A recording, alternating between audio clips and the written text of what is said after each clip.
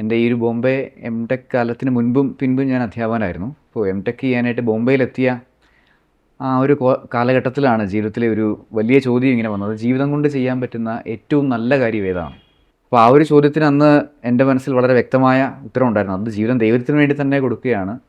ഒരു പുരോഹിതനായി ബലിയർപ്പിക്കാൻ സാധിക്കുന്നത്, ആത്മാക്കൾക്ക് വേണ്ടി പ്രാർത്ഥിക്കാൻ സാധിക്കുന്ന, ആത്മാക്കളെ രക്ഷിക്കാൻ സാധിക്കുന്ന ആ ഒരു വിളിയാണ്, അതാണ് ജീവിതം കൊണ്ട് ചെയ്യാൻ പറ്റുന്ന ഏറ്റവും നല്ല കാര്യമെന്നുള്ള ഒരു ഉറച്ച ബോധ്യം. ആ ഒരു ബോധ്യമാണ് ഈ ഒരു വിളിയിലേക്ക് വരാനുള്ള ഒരു കാരണമെന്ന് എനിക്ക് തോന്നുന്നു.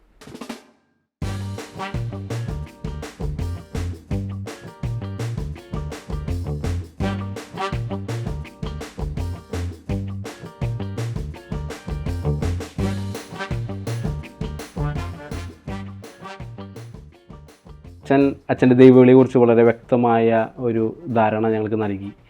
എനിക്കുള്ളൊരു ചോദ്യം ഇതാണ്, ഇത്രയും സന്യാസ സഭകളുള്ളപ്പോൾ എന്തുകൊണ്ട് ഈശോ സഭ എന്നുള്ള ഒരു ഇതിലേക്ക് അച്ഛൻ വരുന്നത്? എം.ടെക് എല്ലാം കഴിഞ്ഞ് തിരിച്ച് നാട്ടിലേക്ക് എത്തി.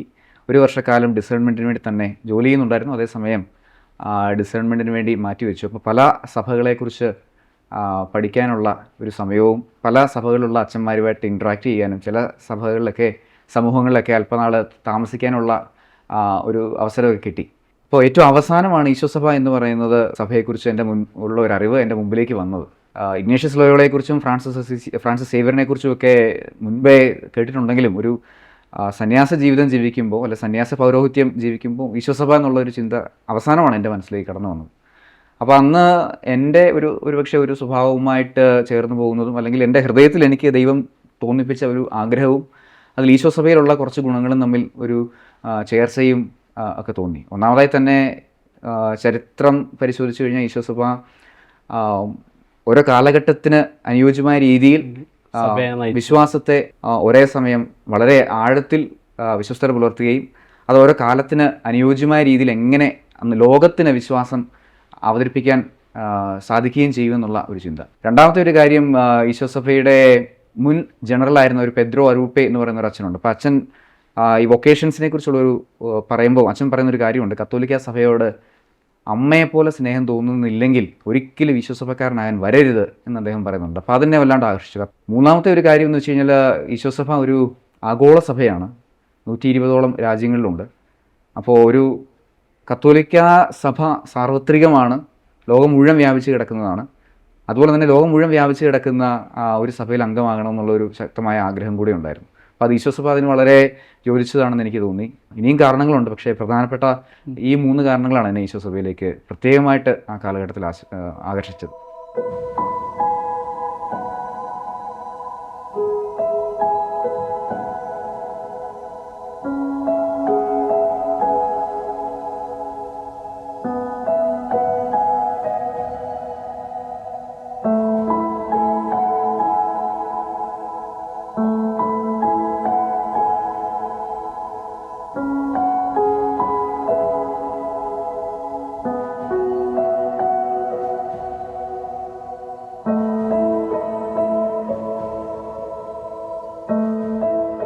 അച്ഛനൊരു സന്യാസ വൈദികനായിട്ട്, ജസ്യൂട്ട് വൈദികനായിട്ട് അച്ഛൻ്റെ പ്രവർത്തനം ആരംഭിക്കുകയാണ്.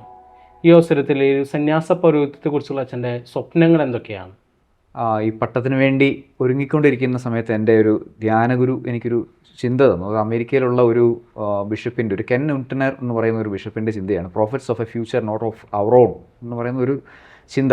അപ്പം അതിനകത്ത് പറയുന്നത് ഇങ്ങനെയാണ്, ദൈവം എന്ന് പറയുന്നത് പ്രപഞ്ചം ഇപ്പോഴും സൃഷ്ടിച്ചുകൊണ്ടിരിക്കുന്ന ഒരു മാസ്റ്റർ ബിൽഡറാണ്.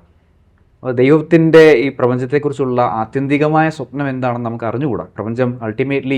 പ്രപഞ്ചം എന്തിനാണ്, മനുഷ്യരുടെ ലോകത്തിന് എന്താണ് സംഭവിക്കുക എന്നുള്ള അൾട്ടിമേറ്റ് ഒബ്ജക്റ്റീവ് ദൈവത്തിൻ്റേത് എന്താണെന്ന് മനുഷ്യൻ അറിഞ്ഞുകൂടാ. ദൈവം മാസ്റ്റർ ബിൽഡറാണ്, പക്ഷെ മനുഷ്യൻ എന്ന് പറയുന്നത് ദൈവത്തിൻ്റെ ഒരു വർക്കറാണ്. അപ്പോൾ മാസ്റ്റർ ബിൽഡിൻ്റെ അൾട്ടിമേറ്റ് സ്വപ്നം എന്താണെന്ന് അറിയാതെ അദ്ദേഹത്തിൻ്റെ കൂടെ വർക്ക് ചെയ്യുന്ന കോവർക്കേഴ്സാണ് പുരോഹിതർ. അപ്പോൾ അത് വളരെയേറെ സന്തോഷം നൽകുന്ന, ഒത്തിരിയേറെ സന്തോഷം തോന്നുന്ന ഒരു ചിന്തയായിട്ട് എനിക്ക് തോന്നി. ഇനി വളരെ കോൺക്രീറ്റ് ആയിട്ടുള്ളൊരു ലാംഗ്വേജിൽ ഒരു 21-ാം നൂറ്റാണ്ടിലെ പൗരോഹിത്യം അല്ലെ സന്യാസ ജീവിതം എന്നതിനെക്കുറിച്ച് ഉള്ള എൻ്റെ ഒരു കാഴ്ചപ്പാട് എന്ന് വെച്ച് കഴിഞ്ഞാൽ, ക്രിസ്തുവിൻ്റെ സന്ദേശം എപ്പോഴും ഒരു മേൽത്തരം വീഞ്ഞാണ്, ഒരു പുതിയ വീഞ്ഞാണ്. അപ്പോൾ ആ ഒരു സന്ദേശത്തെ എന്നും ഓരോ കാലത്തിന് അനുസൃതമായി കാലത്തിൻ്റെ അടയാളങ്ങൾ മനസ്സിലാക്കിക്കൊണ്ട്, ആ കാലത്തിൻ്റെ ഭാഷ, കാലത്തിൻ്റെ രീതി, ഇതൊക്കെ മനസ്സിലാക്കിക്കൊണ്ട് ആ ഒരു സന്ദേശത്തെ ഏറ്റവും നൂതനമായ ഒരു നവ്യമായ ഒരു സന്ദേശമാണ് എന്ന് അവതരിപ്പിക്കുക എന്നുള്ള ഒരു വിളി ഇന്നത്തെ കാലത്തെ, പ്രത്യേകിച്ച് 21-ാം നൂറ്റാണ്ടിൽ ഒത്തിരി പൗരോഹിത്യവും സന്യാസ ജീവിതം ഒത്തിരിയേറെ പരിഹാസത്തിനും വെല്ലുവിളിക്കുമൊക്കെ വിധേയമാകുന്ന ഒരു കാലഘട്ടത്തിൽ അത്തരമൊരു വിളിയുണ്ടെന്ന് എനിക്ക് തോന്നുന്നു. അപ്പോൾ ഇന്നത്തെ ഈ കാലഘട്ടത്തിൻ്റെ ചിന്തകളൊക്കെ വ്യക്തമായി മനസ്സിലാക്കി നമ്മുടെ ഒരു സർക്കിളിൽ ഒതുങ്ങി നിൽക്കാതെ ലോകം എന്താണ് ചിന്തിക്കുന്നത്, ലോകത്തിൻ്റെ ചിന്താഗതി എന്താണ്, അതിൻ്റെ ഡയറക്ഷൻ എന്താണ് എന്നൊക്കെ മനസ്സിലാക്കി ഇന്നത്തെ കാലത്തിൻ്റെ ഭാഷയിൽ ക്രിസ്തുവിൻ്റെ സന്ദേശം അത് പുതിയൊരു സന്ദേശമാണ്, അല്ലെങ്കിൽ അതൊരു വളരെ ആഴമുള്ളൊരു സന്ദേശമാണ് എന്നുള്ളത് അറിയിക്കുക, ഇന്നത്തേതായ രീതിയിൽ അറിയിക്കുക എന്നുള്ള ഒരു വലിയ വെല്ലുവിളി ഉയർത്തുന്ന ഒരു വിളി 21-ാം നൂറ്റാണ്ടത്തിലെ പൗരോഹിത്യത്തിനും സന്യാസ ജീവിതത്തിനും ഉണ്ട് എന്ന് ഞാൻ വിശ്വസിക്കുന്നു. അപ്പോൾ അതിനുവേണ്ടി സ്വയം നൽകുക, അതിനുവേണ്ടി കഠിനാധ്വാനം ചെയ്യുക എന്നുള്ള ഒരു സ്വപ്നം ഈശോസഭ എന്നെ ഏത് മിനിസ്ട്രിയിലേക്കാണ് അയക്കുന്നതെങ്കിലും ആ ഒരു സ്വപ്നം മുന്നിൽ കണ്ടുകൊണ്ട് ജീവിക്കുക എന്നുള്ളൊരാഗ്രഹം എൻ്റെ ഉള്ളിലുണ്ട്.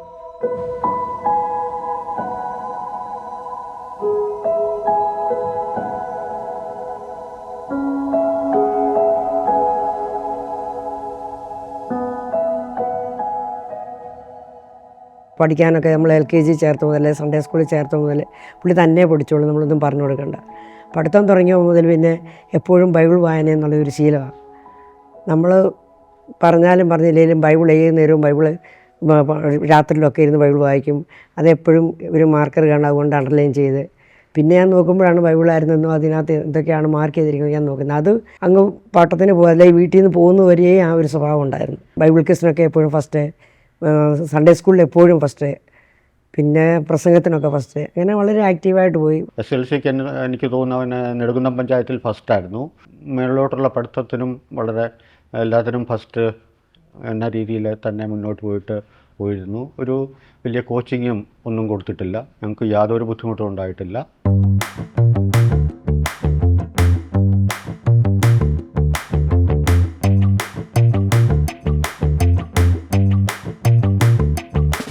സൺഡേ സ്കൂളിലാകട്ടെ, ഹൈസ്കൂള്, +2 എല്ലാം ഒരുമിച്ച് പഠിച്ച ഞങ്ങളുടെ സുഹൃത്തുക്കൾക്കെല്ലാം റോജസ് ഒരു വൈദികനായി തീർന്നതിൻ്റെ ഒരു സന്തോഷത്തിൻ്റെ നിമിഷങ്ങളിലാണ്.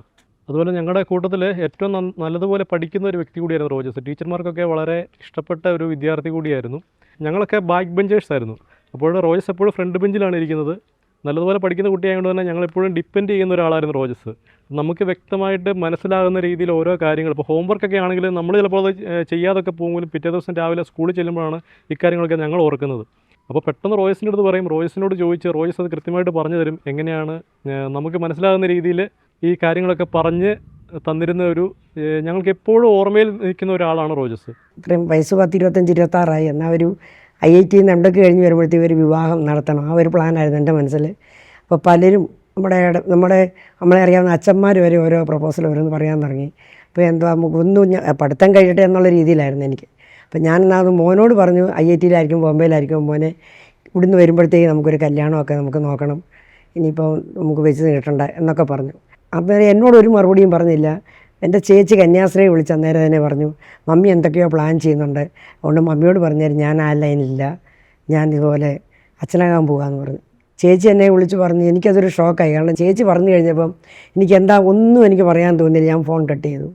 പിന്നെ എനിക്കിതെങ്ങനെ ഡാഡിയോട് അവതരിപ്പിക്കും എന്നൊരു ഇതായിരുന്നു. ഞാൻ 2 ആഴ്ചക്കാലം ഞാൻ ആരോടും പറഞ്ഞില്ല, ഒരുത്തരോടും പറയാതെ 2 ആഴ്ച കഴിഞ്ഞപ്പോൾ ഒരു ദിവസം ഇങ്ങനെ പുറത്തിങ്ങനെ ഇരിക്കുമ്പോൾ സിറ്റൗട്ടിലിരിക്കുമ്പോൾ ഞാൻ ചെന്ന് പറഞ്ഞു, ഞാനൊരു കാര്യം പറയാം, എന്നോട് പിണങ്ങല്ലേ, സമാധാനത്തിൽ കേൾക്കണമെന്നൊക്കെ പറഞ്ഞു. അപ്പോൾ എന്നോട് ചെന്നതാണെന്ന് ചോദിച്ചു. അപ്പം ഞാൻ പറഞ്ഞു, മോൻ ഇതുപോലെ പട്ടത്തിന് പോകാനുള്ള ഒരുക്കത്തിലാണെന്ന് പറഞ്ഞു. അത് കേട്ടത് പുള്ളിക്ക് ഒത്തിരി വിഷമമായിപ്പോയി.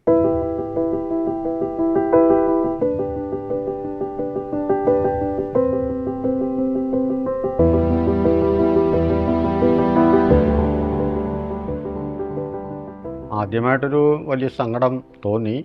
പാടെ 2 പിള്ളേരെയുള്ള ഒരാൾ ഇങ്ങനെ പോവുകയും ചെയ്യുന്നു, ഞങ്ങൾക്ക് പ്രായമായി വരിക. അപ്പം ആദ്യമായിട്ടൊരു ബുദ്ധിമുട്ട് തോന്നിയെങ്കിലും പിന്നെ വളരെ സന്തോഷമായി. ഞങ്ങൾക്കൊരു ഏകാന്തത അനുഭവപ്പെട്ടു അത്രമാത്രം. എന്നാലിപ്പം വളരെയധികം സന്തോഷമാണ് എല്ലാം ഭംഗിയായിട്ട് നടന്നതിൽ. IIT ഒരു സ്കോളർഷിപ്പ് കിട്ടി ജർമ്മനിക്ക് പോയി 7 മാസം. അത് കഴിഞ്ഞ് വന്നേ ഉടനെ ഞാൻ ചോദിച്ചത് ഇതാണ്, മോനെ എന്നാ തീരുമാനിച്ചു ഭാവിയെക്കുറിച്ച്, അന്തസ്സിനെക്കുറിച്ച് എന്നാ തീരുമാനിച്ചു? അപ്പോൾ എന്നോട് പറഞ്ഞു, മമ്മി ഞാൻ ജർമ്മനി കണ്ട ഉടനെ ഞാൻ തിരഞ്ഞെടുക്കാൻ പോകുന്ന അന്തസ്സ് മാറുമെന്നാണ് മമ്മി ഓർത്ത്. അത് ഞാൻ ഉറച്ച തീരുമാനം അതിനകത്ത് തന്നെയാണെന്ന് പറഞ്ഞു. പിന്നെ അതങ്ങനെ അപ്പോൾ എന്നോട് പറഞ്ഞു, മമ്മിക്ക് പെമ്മക്കളൊന്നും ഇല്ലല്ലോ, അതുകൊണ്ട് ഞാൻ 2 വർഷം ജോലി ചെയ്ത് ഞാൻ അമ്മയ്ക്ക് പൈസയൊക്കെ തരാം, പെമ്മക്കളൊന്നും ഇല്ലല്ലോ, പിന്നെ എനിക്ക് പോകുന്നതിന് ബുദ്ധിമുട്ടൊന്നും ഇല്ലല്ലോ. അതായത് കെട്ടിച്ച് വിടണമല്ലോ, ഒന്നിടത്ത് പൈസ ഇല്ലെന്നൊന്നും മമ്മി ഓർത്ത് വിഷമിക്കേണ്ടെന്നുള്ള ധാരണയില്ല പറഞ്ഞത്. അതൊരു 3-4 മാസം കഴിഞ്ഞപ്പോഴത്തേക്ക് പറയാം, മമ്മിയെ ഞാൻ ഇനി നീട്ടിക്കൊണ്ടൊന്നും പോകുന്നില്ല, എനിക്ക് വയസ്സ് ഇത്രയൊക്കെ ആയില്ല, ഞാൻ ഇനിയും പോകാമെന്ന് പറഞ്ഞു. അപ്പോൾ പിന്നെ ഞാൻ ചോദിച്ചു, മോൻ എങ്ങോട്ടാണ് പോകുന്നത് അത് പറ. അപ്പോൾ ഞാൻ തീരുമാനിച്ചിട്ടില്ല, ഞാനിങ്ങനെ പലരെ പലതും കണ്ടും കേട്ട് ഞാൻ ഒരു ഫൈനൽ ഇടാകുമ്പോൾ ഞാൻ മമ്മിയോട് പറയാമെന്ന് പറഞ്ഞു. അതേ രീതിയിൽ പിന്നെ CMI പോന്നു, നമ്മുടെ അച്ഛന്മാരെ നമ്മുടെ ഇടവക്കാരെ കാണുന്നു, ജെസ്യൂട്ടി പോന്നു, അങ്ങനെ എല്ലാം പോയി ഒന്നിച്ച് പറഞ്ഞു, മമ്മി ഞാൻ ഇത് തിരഞ്ഞെടുത്തെന്ന് പറഞ്ഞു, ഈശോ സഭ. പിന്നെ പറ്റിയ താമസമൊന്നും ഇല്ലായിരുന്നു, പിന്നെ അങ്ങ് പോകുമായിരുന്നു. കൊച്ചിൻ്റെ തീരുമാനം അനുസരിച്ച് മുന്നോട്ട് പോയി. പിന്നെ പോയിക്കഴിഞ്ഞ് പിന്നെ നമുക്ക് എല്ലാം അറിയത്തില്ല. വീട്ടിൽ ഞങ്ങൾ കൊണ്ട് ആലുവായി കൊണ്ട് വിട്ടു, യൂണിവേഴ്സിറ്റിയിൽ കൊണ്ട് വിട്ടത് ഞങ്ങൾക്കറിയാം. മുറ്റത്ത് വന്നപ്പോഴത്തേക്ക് അനിയൻ വിളിച്ചു, മമ്മി എവിടെയായി നിങ്ങൾ പോയി വന്ന മോനെ, മുറ്റത്തായത് ഇവൾ പരിക്കാത്ത വീട്ടിലോട്ടൊന്ന് കയറിക്കോട്ടെന്ന് പറഞ്ഞു. വീട് തുറന്ന് പുറത്ത് കയറിയത് അറിയാം. പിന്നെ ഞങ്ങൾക്ക് 1.5 വർഷത്തേക്ക് ഞങ്ങളെ നിയന്ത്രിക്കാൻ മേലാത്ത, എന്നും ഓർക്കാൻ മേലാത്ത ഒരു സംഭവമാണ്. പിന്നെ പതുക്കെ മാറിയത്. പള്ളിയിൽ ചെന്നാൽ മുഴുവൻ ചെയ്യും. കുർബാനൊക്കെ ഞാൻ മരപ്പോൾ ഞാൻ കരഞ്ഞിട്ടില്ല, ഒന്നും വിഷമിച്ചില്ല. പക്ഷേ ഫുൾ ടൈം ഞാനിങ്ങനെ എൻ്റെ കണ്ണിൽ നിന്ന് വെള്ളം ഒഴുകിക്കൊണ്ടേയിരുന്നു ഒരു 1.5 വർഷത്തേക്ക്. പിന്നെ അതങ്ങ് മാറി.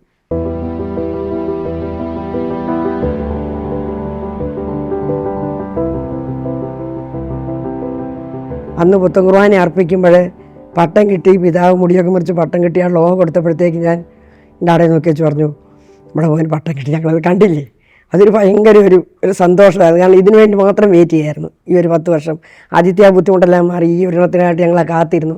അത് ഞങ്ങൾക്ക് സാധിച്ചു. പിന്നെ ഞങ്ങൾക്ക് അടുത്ത നിമിഷം മരിച്ചാലും വേണ്ടില്ല എന്നുള്ളൊരു സിറ്റുവേഷനായിരുന്നു അന്നേരം അങ്ങനെ ഉണ്ടായിരുന്നത്. കാണാൻ സാധിക്കുമോ ഇല്ലയോ എന്നൊരു ഭയം ഉണ്ടായിരുന്നു, എങ്കിലും വളരെ സന്തോഷം തോന്നി. ഞങ്ങളുടെ ജീവിതത്തിൽ എല്ലാം അത്ഭുതങ്ങൾ തന്നെയാണ് നടന്നുകൊണ്ടിരിക്കുന്നത്, എല്ലാം ദൈവാനുഗ്രഹം.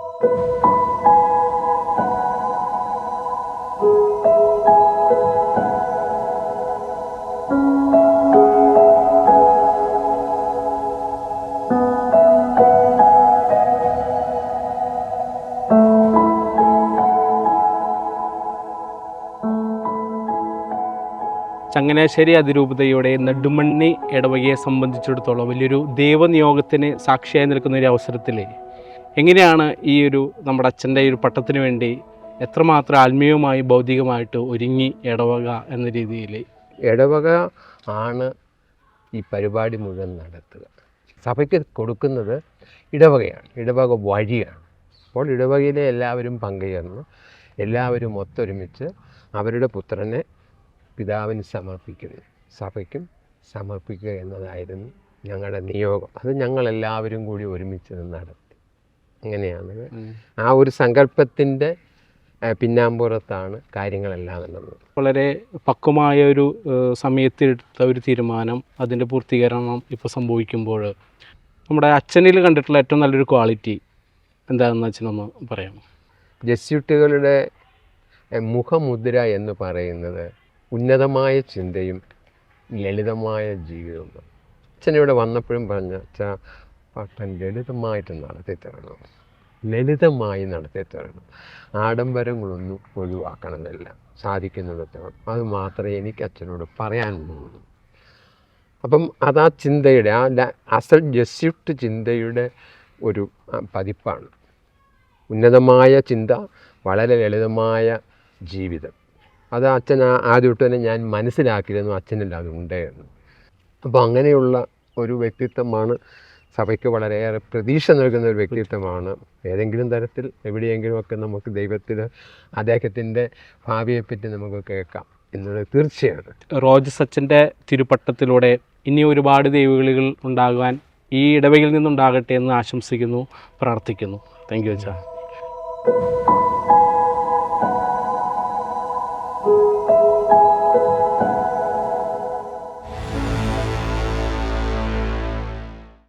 വിശുദ്ധ ഇഗ്നേഷ്യസ് ലയോള പറയുന്ന ഒരു കാര്യമുണ്ട്, ഒരു മനുഷ്യന് ജീവിതത്തിൽ ചെയ്യാൻ പറ്റുന്ന ഏറ്റവും നല്ല കാര്യം ദൈവഹിതത്തിന് വിധേയപ്പെടുക എന്നുള്ളതാണ്.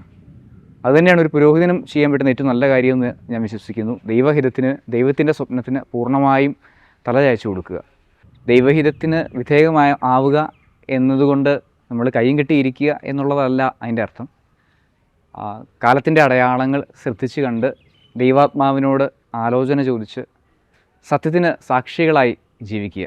യേശു 21-ാം നൂറ്റാണ്ടിൽ ജീവിച്ചിരുന്നെങ്കിൽ എങ്ങനെ ജീവിക്കുമായിരുന്നോ അതുപോലെ ജീവിക്കാനുള്ള ഒരു വിളിയാണ് ഓരോ പുരോഹിതനും ലഭിച്ചിട്ടുള്ളത് എന്ന് ഞാൻ വിശ്വസിക്കുന്നു.